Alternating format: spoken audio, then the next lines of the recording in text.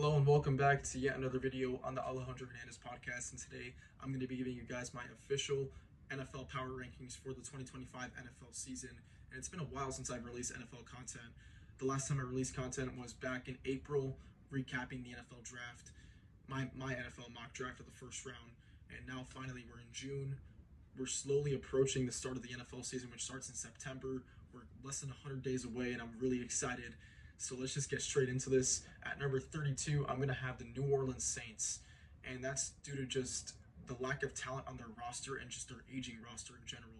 They have guys like Cam Jordan, Demario Davis, Alvin Kamara, all exiting their prime. And those are really their core players on their roster. I love the draft pick that they had in Kelvin Banks. And the Tyler Shuck pick was really surprising as everyone thought they were going to go Shador at the top of the second. They wind up going Tyler Shuck, which was just ridiculous. And we're going to see how that plays out for the Saints, but I really don't see him being a productive quarterback in this league, especially due to just the lack of weapons that he's going to have. There's really not an answer at tight end. Taysom Hill suffered a season-ending injury last year, so who knows if he's going to be the same player. They have Chris Olave's health is also uncertain since he had the concussion protocol stuff that he suffered with last year and throughout his entire career. And other than that, the Saints really don't have weapons. So it's really just Kellen Moore, the new head coach, has no talent to work with, and that's why I have the Saints as the worst team in the NFL. Now at 31, I'm going to have the Cleveland Browns, and it's just really just about the dysfunction in their franchise. The front office just doesn't seem to be on the same page. Stefanski, Barry, and their owner. It just in the draft when I believe the general manager wanted Dylan Gabriel, he drafted Dylan Gabriel. And then the owner stepped in the fifth round and said, "You have to draft Shador Sanders," because they released the footage of the war room when they drafted Shador, and the general manager looked like he just couldn't be asked. He looked like he didn't like the pick, that he didn't want to select Shador. It looked like he was kind of forced to select Shador, which I believe causes some dysfunction and confusion in the locker room. They have Joe Flacco, Kenny Pickett, Dylan Gabriel, Shador Sanders, and I haven't even mentioned Deshaun Watson. So it's just a really dysfunctional franchise. And the only reason I have them above the Saints is because they just simply have more talent on defense. They have Myles Garrett, Mason Graham, Denzel Ward, and now Carson Swengener, who's going to be a great middle linebacker. But their talent on defense is going to win them games alone, but I really don't see them being successful in 2025. They're going to be one of the NFL's worst teams. Now at number 30, I'm going to have the Tennessee Titans with Cam Ward. And I expect Cam Ward to show a lot of flashes of greatness in his rookie year. He's great off script, and he's going to have to be great off script in this Titans team because they don't really have receivers that can get open besides Calvin Ridley. They lost Nick Westbrook-Ikhine in free agency. They got Xavier Restrepo as an undrafted free agent, but other than that, the Titans wide receiver room, outside of Calvin Ridley, leaves a lot to be desired. Tony Pollard's an aging running back. Tajay Spears has some upside. Their offensive line is a completely new unit. We're going to have to see how that's going to blend, but yeah, Cam Ward's going to have to be special for them to win games, and I believe he can win them games with just great quarterback play. Their defense obviously has a lot of holes. They're really only good players, Jeffrey Simmons on that defense, but other than that, Titans defense isn't good. Offensive line has some question marks. Receiver core, weapons in general, a lot of question marks. Just the football team surrounding Cam Ward leaves a lot to be desired. So I believe he's going to have some highlight plays. He's going to be great, but they're just not going to be a winning football team in 2025, which is why I have them at 30. Now at 29, I'm going to have the Indianapolis Colts. And they just have so many questions surrounding their quarterback room, whether it's Anthony Richardson being injured or just Daniel Jones being trash. That's coming from a Giants fan who watched him for 6 years. He just, year after year, just failing to meet the expectations of that $40 million contract. And although he is going to have a better supporting cast in Indianapolis, I'm just assuming he's going to start since Anthony Richardson just cannot stay healthy to save his life. He's had shoulder injuries, concussions. Now I believe it was another shoulder, or it might have been a knee. I'm not entirely sure what's keeping him out right now until training camp. But Shane Steichen is optimistic that he'll come back for training camp. It's just his development has not been good. The Colts have not done a good job at developing him. He himself has not put in the work to. He's been injured. He's been off the field, and he hasn't prioritized his health. He takes a lot of hits as a running quarterback, and he hasn't lived up to the hype of the number 4 overall pick. However, the supporting cast, it sucks because the Colts GM, I believe, has done a great job at building a great supporting cast. They have a good offensive line. They have Quentin Nelson, one of the best guards in football. They have decent tackles. They have Jonathan Taylor, who's one of the top backs in the league. Michael Pittman, Josh Downs, and Donnie Mitchell. Now Tyler Warren. They have good weapons. It's just the quarterback room is going to hold them back from being a winning football team, which is why I have them at 29. Now at 28, I'm going to have the New York Jets. And although they brought in Justin Fields into a 2-year, $40 million contract, I believe his sole purpose is to just be a bridge QB. I believe they are looking to the draft in 2026. And although Justin Fields does bring the flashy plays, he does bring the running ability, the dual threat quarterback ability, I just don't think it translates to wins. And I believe it's going to be a fun duo to watch in Garrett Wilson and Justin Fields, since they were teammates in college. They have a lot of chemistry. However, they have invested in the offensive line. I just don't think Justin Fields is a winning quarterback. He makes a lot of flashy plays. He's just not consistent. He's not clutch. He doesn't take care of the ball. Just a lot of question marks surrounding Justin Fields. And maybe he proves me wrong. Maybe Aaron Glenn taps into that potential that was shown in college and why he was the 10th overall pick in the draft. But I just don't expect Justin Fields to bring winning football to the New York Jets. And Aaron Glenn is a first-time head coach. I have no idea what to expect. He may be a great defensive coordinator, but not so good of a head coach. We'll have to see about that, but I have to see results in order to rank them higher, which is why I have them at 28. And now let's move on to the Carolina Panthers at 27. They have Bryce Young entering year 4, I believe it is. No, year 3. Bryce Young entering year 3. He showed some promise at the end of his second year. However, I just don't think the roster is good enough to compete for a playoff spot in 2025, given just the amount of firepower and just the overall quality of teams in the NFC. The Panthers just don't have a good enough defense yet to compete. They did make some additions, but they ended up passing on a defensive player when there was loads of defensive talent in the first round to then go ahead and give Bryce Young a weapon and Ted McMillan. There's just way too many holes on this roster for me to give the Panthers a higher ranking. Although I do believe in their head coach and Bryce Young and their connection. I believe the head coach is a quarterback whisperer. I'm blanking on his name right now. Hasn't really come to mind. But I do expect Bryce Young to make some strides in his year 3. I just don't think it'll translate to that much winning and that much success. And I don't expect the Panthers to be in the playoffs or in contention for the playoffs in 2025. Now with the Las Vegas, I was about to say the Oakland Raiders, the Las Vegas Raiders, I'm going to have them at 26. I just don't think Geno Smith moves the needle above any of their counterparts in their division with the Broncos, Chargers, and Chiefs. They just play in an absolute gauntlet of a division. They have one of the hardest schedules in the NFL. And it's going to be, honestly, the team around them is decent. The defense has a lot of holes. They have Max Crosby on their defense, Christian Wilkins, I believe Tyree Wilson as well, who hasn't really tapped into that potential or lived up to the hype of that first-round selection.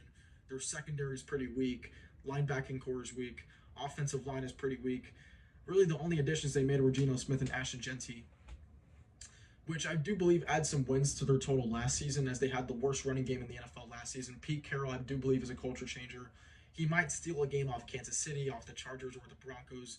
Raiders probably go 2-4 in the division, have some upsets, but I don't think they're going to be in contention for a playoff spot just due to the absolute gauntlet of a division they play in. And Geno Smith was able to maximize his potential with a great amount of weapons in Seattle with Jackson Smith-Njigba, DK Metcalf, Tyler Lockett. Now in Las Vegas, he's only going to have Brock Bowers and Jacoby Myers, who aren't bad weapons. They're just not the quality that he had in Seattle. So will the success he had in Seattle translate? I'm not entirely sure. We're going to have to wait and see and find out, but I don't believe the Raiders are going to be in playoff contention in 2025. Now for the Pittsburgh Steelers at 25. Aaron Rodgers, I don't think moves the needle just the same way I don't think Geno Smith moves the needle for the Raiders. I don't think Aaron Rodgers moves the needle at all for the Steelers. I had them as a losing team before they acquired him. Now, even though they have acquired him, I just don't think they're a winning football team. Their roster has way too many holes. Their offensive line sucks. Aaron Rodgers is a 41-year-old immobile quarterback who's probably going to take a ton of hits. He's going to be showing frustration. There's going to be drama. DK Metcalf, they basically swapped him out for George Pickens, which was pretty odd. I really didn't get the logic behind that. They lost Najee Harris, replaced him with Caleb Johnson. I do believe Caleb Johnson will have a successful rookie season. He'll show some flashes of being a great running back. But I just don't think Aaron Rodgers is playing winning football anymore in his career. And I believe this will be Mike Tomlin's first losing season as a head coach of the Pittsburgh Steelers. Now at 24, I'm going to have the Arizona Cardinals. I have them just a notch ahead of the Steelers, just due to just the NFC being a little bit easier. And on top of that, Kyler Murray has shown a lot of inconsistency throughout his career. I don't entirely trust him. Marvin Harrison, him and Marv weren't on the same page in Marv's rookie year. Hopefully that'll get fixed up this year.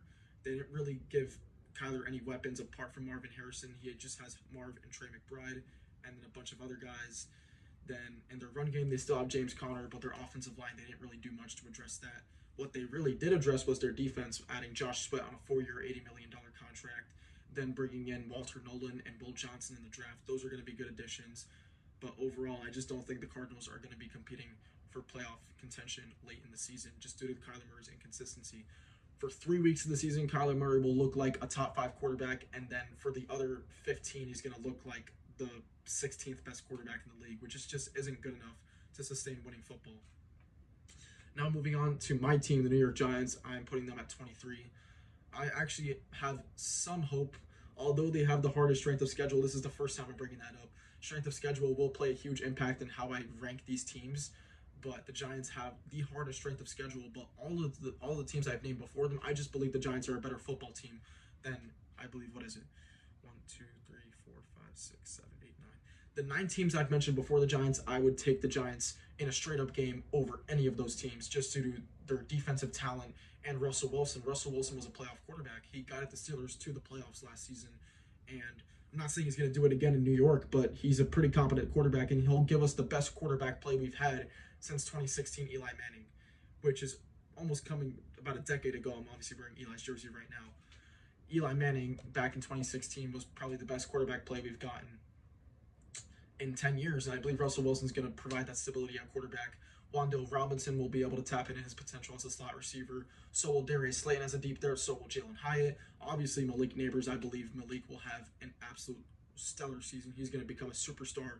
He already is, but he's going to break out even more because he had to deal with guys like Tim Boyle and Drew Lock throwing him last year. Now he has a Super Bowl champion throwing to him. So that's hyping me up. I'm so hyped for Malik Neighbors to break out in 2025. We got Cam Scatabo and Tyrone Tracy, who I'm really hyped about. And obviously, our defense is just elite. Dexter Lawrence, Chauncey Golston, Abdul Carter, Brian Burns, Kayvon Thibodeau. That's just our defensive line. Then you move on to the linebacking core. Bobby Okereke, Micah McFadden. Probably a top 5 might be a stretch. I'd say top 8 middle linebacker duo in the NFL.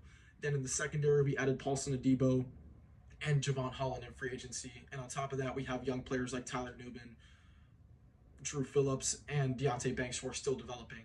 So this Giants defense has so much talent. I hope Shane Bowen, as a defensive coordinator, can tone that talent and create an elite unit that plays together.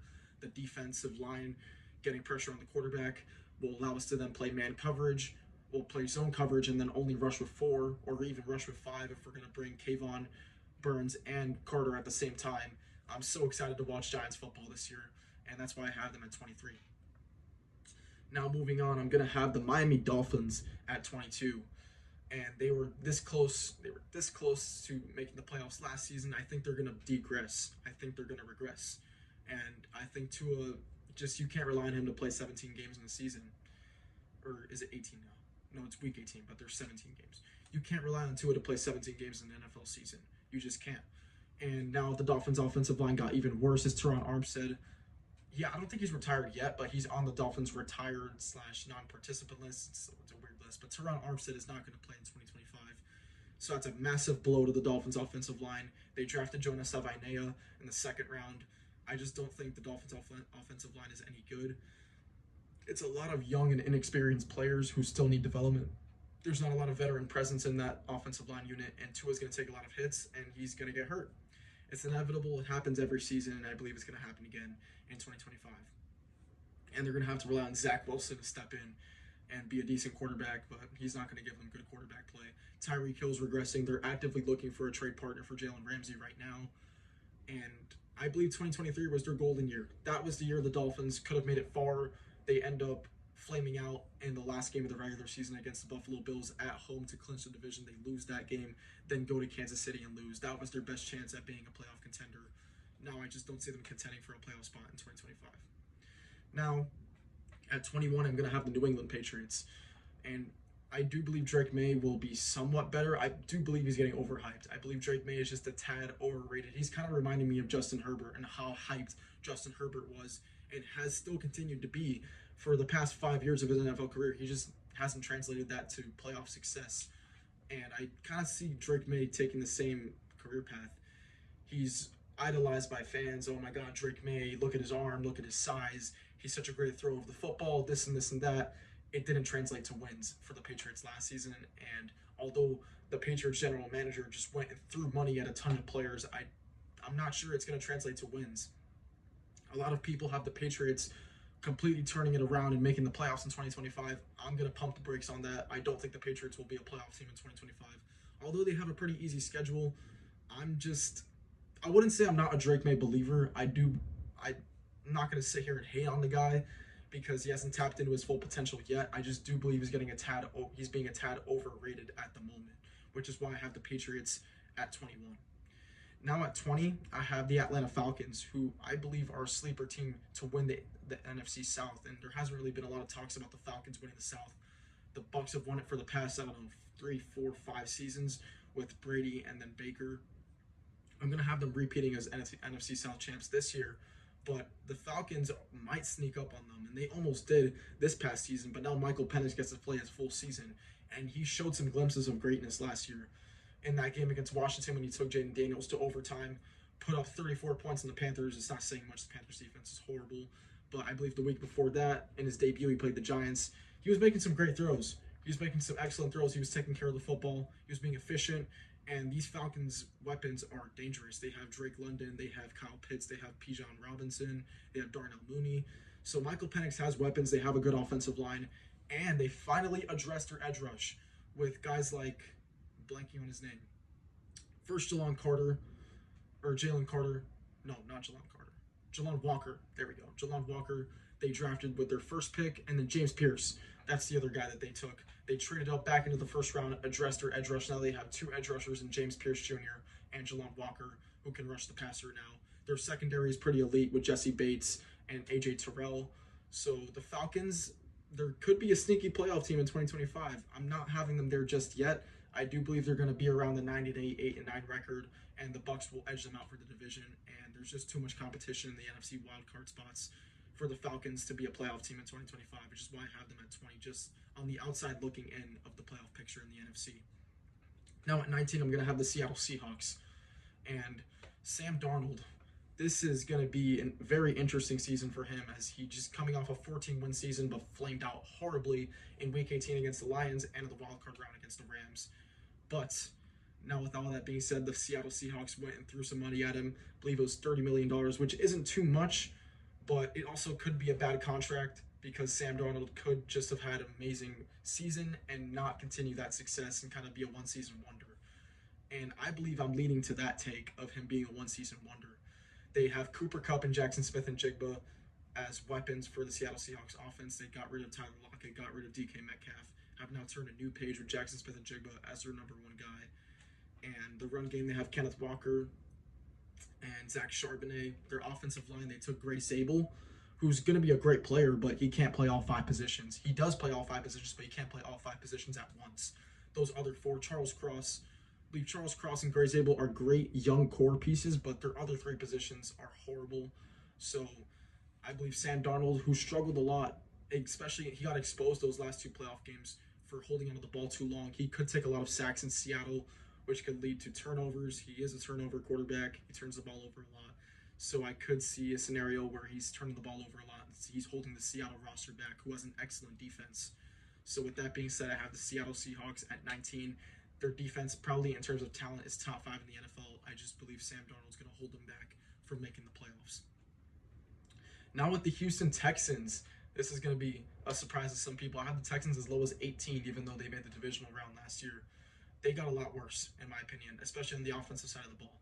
Lost Diggs, lost Tank Dell, obviously to injury, which is unfortunate. They drafted Jaden Higgins in the top of the 2nd round, but that offensive line is really concerning for me. I believe C.J. Stroud, it's going to be hard for him to have success. He might kind of have a similar season as this year, where he just didn't have the protection. He didn't have the time in the pocket to make throws. His receivers suffered a lot of injuries.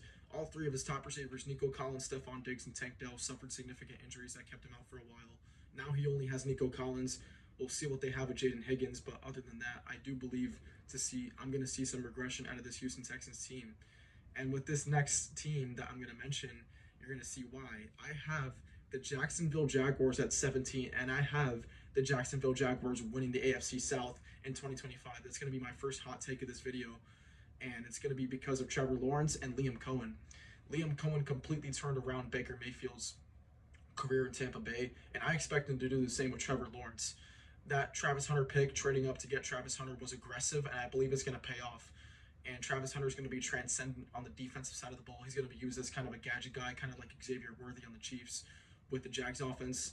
I expect Liam Cohen to do great things with the Jaguars team, and I expect him to be a Coach of the Year candidate. I'm buying all Jaguar stock right now. I believe they're going to win the AFC South, and it won't be by winning 11 games. I think it's going to be a really close race between them and Houston, probably 9-8, 10-7. Around that win range is going to win them the AFC South, but I do believe Trevor Lawrence bounces back and kind of taps back into that 2022 form that he had when he guided the Jaguars to the divisional round of the playoffs. I do believe he can tap back into that play, and Liam Cohen's going to unlock him and unlock Brian Thomas. They have Travis Etienne, they have Tank Bigsby, they have some good weapons on that offense, and I believe Trevor Lawrence is going to take that step with Liam Cohen, and I have the Jaguars winning the AFC South, and that's why I have them at 17 above the Houston Texans. Now moving on to 16, I'm going to have the Green Bay Packers. The Packers, I believe, will take a step back this season. I believe Jordan Love is overrated. I've said this for a while now, and yeah, I believe that the Packers will just regress, and with this next team, you're going to see why I have them regressing. But let's stay on the Packers today. Just recently, they lost Jair Alexander. I believe they released him, which spells a lot of trouble for their secondary, is that they don't have a number one option to guard receivers in the NFC North. Guys like Justin Jefferson, Amon-Ra St. Brown, Jamison Williams, DJ Moore, Roma Dunze, Luther Burden now with the Bears. The Packers need quarterback help, and they just got rid of their quarterback help with Jair Alexander, which is really unfortunate, who suffered a lot of injuries back in 2024. I don't believe he played a game in 2024 just due to the amount of injuries he suffered. And yeah, I believe the Packers will regress, and a lot of questions are going to be raised about Jordan Love's play because I do believe he's inconsistent, and I believe that he's injury prone. And those two things, the inconsistency and the injuries, will showcase once again in 2025, which is why I have the Packers and coming in last place in the NFC North. I don't believe they're going to have some crazy losing record. They're probably going to finish 8-9, 9-8, but that will be good enough for last in their division.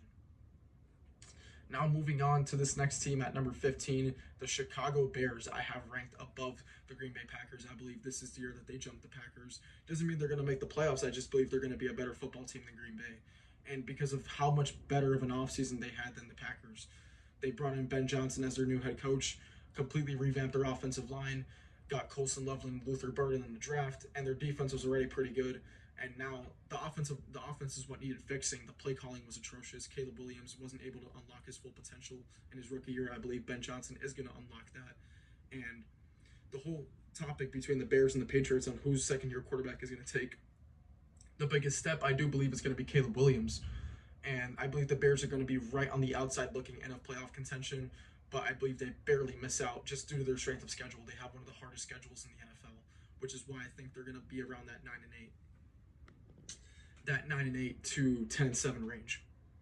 Now, with number 14, I'm going to have the Dallas Cowboys, and I have them being a lot better than they were last season just due to Dak Prescott being back fully healthy. They added George Pickens. I love their draft. They had Donovan Ezra-Rocco in the second round. In the first round, they drafted Tyler Smith, who I believe is immediately going to be a Pro Bowl guard in this league. In the third round, they drafted Siobhan Revelle, which gives them quarterback help with Trayvon Diggs and Deron Bland already back. So the Dallas Cowboys are going to have a lot of injured players returning back fully healthy, which is why I believe they're going to have a huge bounce back season.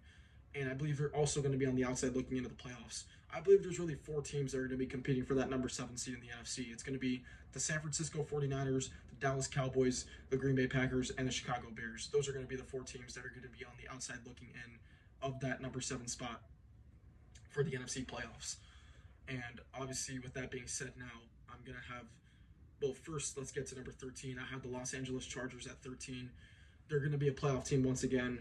They have the roster to be a playoff team. Jim Harbaugh really doesn't have losing seasons. Jim Harbaugh just simply just gets better as the seasons go on whatever program he is, whether it's at San Francisco, back in his early days of coaching, or in Michigan, or in Stanford. He just gets better every single year. And that doesn't mean I believe in the Chargers to win a playoff game. I put in the utmost belief in them winning a playoff game as they were my very first prediction in my very first video. I had the Chargers beating the Texans. They wind up getting whooped in Houston, so I'm not making that same mistake again of trusting Justin Herbert in a playoff game. But as far as regular season goes, I'm going to have them as a highly ranked team because they have a great defense and they made some additions on the offense. They added interior O-line help with Mekhi Becton. And on top of that, they also added Amari Hampton in the first round and Trey Harris, Ole Miss receiver, who was being thrown to by Jackson Dart. He's a great deep threat. So now they have Ladd McConkey, Trey Harris, Quentin Johnson, who's probably, they're going to move off him because he has no hands. Bricks for hands is what Quentin Johnson is. But other than that, they have other guys to look to now in terms of Trey Harris, who I believe is going to be a good weapon for Justin Herbert in 2025. Amari Hampton, Najee Harris in their run game. This team is going to be pretty good in 2025, which is why I have them as the third in the AFC West and the number 6 seed in the AFC. Now moving on, I have the San Francisco 49ers. Actually, I lied. I have the Chargers as the 7th seed in the AFC. Now moving on to the San Francisco 49ers at 12, I believe they are going to be the team to get the number 7 seed in the NFC, and it's just due to their strength of schedule. The main question mark around Brock Purdy is now he's a $50 million man. The main question surrounding him is whether he's good enough to beat good teams. That's not a question that's going to be answered in the 2025 regular season, as the 49ers have the easiest strength of schedule in the entire NFL. And I have them probably winning about 10 to 11 games in 2025 just due to the absolute cakewalk of a schedule they have. They play both the AFC South and the NFC South, who are probably number 7 and 8 in terms of divisions in the NFL. They play the 2 worst divisions in football on their schedule, and on top of that, their division is also pretty average, with the Seahawks and Cardinals kind of being average. So I do expect a bounce-back season from the 49ers, and I expect a bounce-back season from Christian McCaffrey, who's going to be back fully healthy. George Kittle is going to be back. Brandon Ayuk is back. And although they lost all those guys on defense, I do believe Robert Saleh coming back as the defensive coordinator is huge for them, and that'll be huge for their defense overall. I don't believe they'll be in shambles on defense. Robert Saleh used to be the defensive coordinator. Now he's back, knows the scheme, is going to implement the scheme once again into the new players. And I do believe San Francisco is going to be an 11-win team and good enough for the 7th seed in the NFC. Now moving on to the Tampa Bay Buccaneers at 11. The Buccaneers are going to be a great football team. They have a great roster. Baker Mayfield, I do believe the loss of Liam Cohen is huge, as I just mentioned previously, that I do believe he's going to be a Coach of the Year candidate. That's a huge loss, but I do believe they remain with the same talent. They have Mike Evans, Chris Godwin. Now they added Emeka Egbuka. They still have Jalen McMillan as a wide receiver 4 now, which is just insane to think about. They have 4 quality wide receivers: K. Dotton, Bucky Irving. Their offensive line is great. Their defense, they have a defensive head coach, so I do expect Todd Bowles to tighten up that defense. And I believe the Tampa Bay Buccaneers are once again going to repeat as NFC South champions. Now rounding out the top 10 of my power rankings, I'm going to have the Cincinnati Bengals at 10. They're going to be the only team out of my top 10 teams that did not make the playoffs last year that I have making the playoffs this year. And it's because I don't think a top 3 quarterback like Joe Burrow is capable of missing the playoffs in back-to-back seasons. I don't think that's possible. I think the Bengals are going to have a huge bounce-back season with 10, 11 wins. It's going to be good enough for second in the AFC North. I think the Ravens still dominate this division. They rule this division. But both of the regular season games that the Bengals and Ravens played last year came down to pretty much the very last play. A Justin Tucker game-winning field goal, who Eddie McPherson missed a game-winning field goal in that game. And then a missed 2-point conversion in the Thursday Night Football game. So both of those games, the Bengals played the Ravens right down to the wire. The Bengals had so many one-possession games not go their way in 2025 and 2024. And I believe that script will flip in 2025. The Bengals will get their shit together. They still have to re-sign Trey Hendrickson and sign their rookie Shamar Stewart to a contract, which I believe they will do. And once they do that, their pass rush will be somewhat improved from last season. Their secondary is still a little shaky, but I do believe the Bengals defense can't really get much worse than they did last year.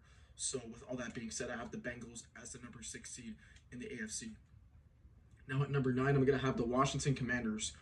I wouldn't say they're going to take a step back, but I do believe people are kind of overrating them and kind of setting really high expectations that I just don't think they're capable of meeting once again. They really overachieved last year, and now people are expecting Jaden Daniels to have an MVP season. They're expecting the Commanders to make the Super Bowl.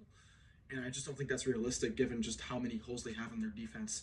They did not address their defense at all with any good acquisitions in the offseason. They really only focused on offense, bringing in Laramie Tunsil and Josh Connerly at both tackle positions, and then bringing in Debo Samuel via trade.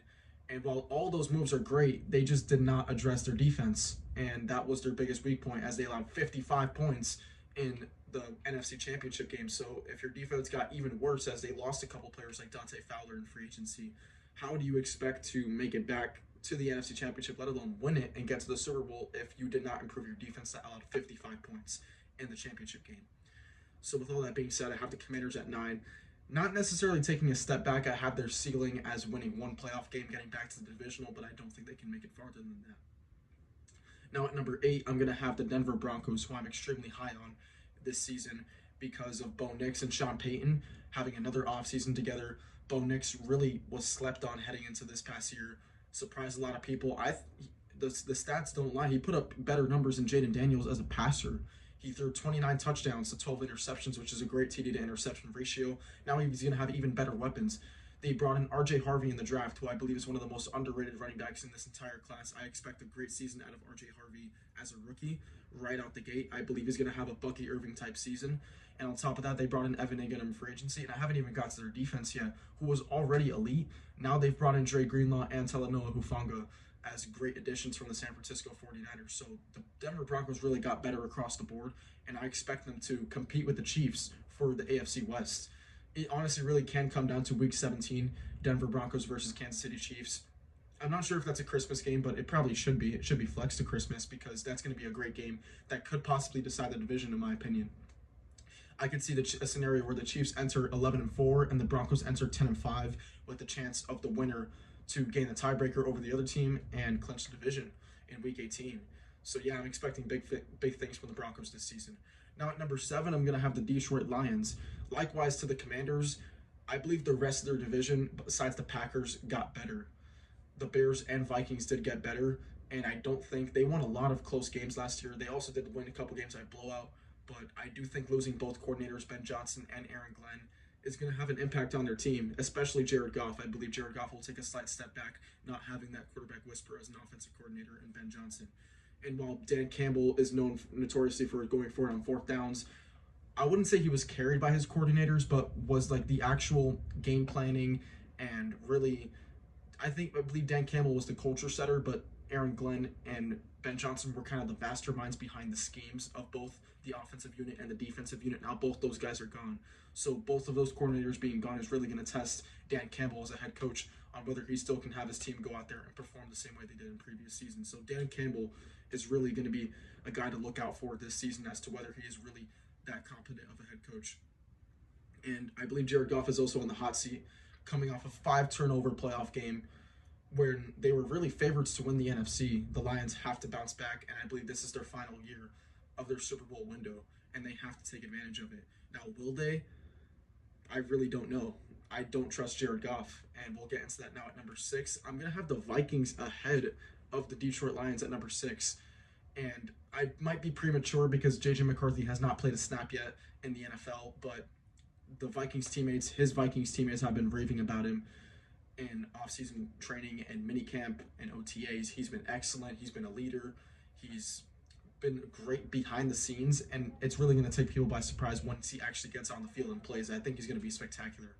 He's going to be a great game manager, which is what he was at Michigan, and now he has, likewise to Michigan, he has a great supporting cast. He has T.J. Hawkinson, Justin Jefferson, Jordan Addison, and I believe I already mentioned Hawkinson. He has Aaron Jones as well, and also a revamped offensive line, which I believe was the biggest area of weakness for the Vikings. I believe their Vikings general manager did probably the best job out of anybody this offseason at rebuilding the team, which was already a 14-win team. I believe he made them so much significantly better because he revamped that offensive line. They get franchise left tackle Christian Darrisaw back from a torn ACL. Left guard, they draft Donovan Jackson in the first round of the draft, Ohio State, who is versatile. He can play left tackle and guard. So if Darrisaw goes down again or Brian O'Neill goes down, Donovan Jackson can slide out to tackle. Then at center, they brought in Ryan Kelly from the Colts in free agency. They brought in Will Fries on a massive contract at right guard, and they obviously have Brian O'Neill. So they went from probably a very mediocre offensive line who really cost them their season in Week 18 and the wild card round to one of a top 5, top 10 units in the NFL. So that's a massive turnaround, and it's huge for J.J. McCarthy's development. As if he has a great offensive line, has a great head coach, great receivers, great tight end, great running back, how can he not be successful? I'm expecting great things from J.J. McCarthy in his first official season in the NFL, and that's why I have the Vikings ahead of the Lions. They have Brian Flores as their defensive coordinator. They retained him as their DC. They had great additions such as Jonathan Allen on their defensive line. Their secondary got slightly worse, but I do believe they're still going to be an intact unit, as mainly it's their front four that really makes their defense so great. And I believe the Vikings are going to win the NFC North in 2025 and possibly make a deep run into the playoffs, possibly an NFC Championship appearance. That is my prediction for the Minnesota Vikings in 2025. Now moving into number 5, I have the Los Angeles Rams at 5 ahead of the Vikings, just due to just the veteran presences that are in that locker room. Sean McVay's been there and done that. Matthew Stafford's been there and done that. Devontae Adams is used to winning. Puka Nacua is a great receiver. Their defense was excellent down the stretch, and I believe the Rams gave the Eagles the biggest test in the NFC last season. I believe it's going to pose the same threat to the Eagles this year. I believe the Rams are the most fit team to beat the Philadelphia Eagles and dethrone them as NFC champions. Matthew Stafford, I had picked the Rams to beat the Eagles in Philadelphia. That wound up not happening. Cost me a $700 bet, but I was so confident in that pick. And they were a Jalen Carter sack away from possibly getting it done. And I believe they are the closest NFC team to dethroning the Eagles, which is why I have the Rams at 5. Now, at number 4, I'm going to have the Baltimore Ravens. Lamar Jackson, they're pretty much running back the same exact team. They made great moves, retaining Ronnie Stanley, their franchise left tackle in free agency. They didn't really make any other moves besides that. They just retained their entire roster and then added to it in the draft. Their first round pick, I'm blanking on it right now, I believe it was Malachi Starks. He just screams a Ravens player. You look at Malachi Starks and you say that is a Baltimore Ravens player. Just a physical downhill player. As a safety, he's going to be a playmaker in that secondary along with Kyle Hamilton, Marlon Humphrey, and Nate Wiggins. They have so much talent on their defense, and they added to it in the second round with Mike Green, edge rusher, who goes alongside Odafe Owe and Kyle Van Noy. The Ravens are just so deep with talent. It's just, can Lamar Jackson get it done in the playoffs? I picked against them against the Bills. The Bills wind up winning that game in the divisional round. That's why I still have them below the Chiefs, below the Bills. I still have them in that tier below, but they're right there. And 2025 could be the year they get over the hump. I hope it is. I'm a huge Lamar Jackson guy.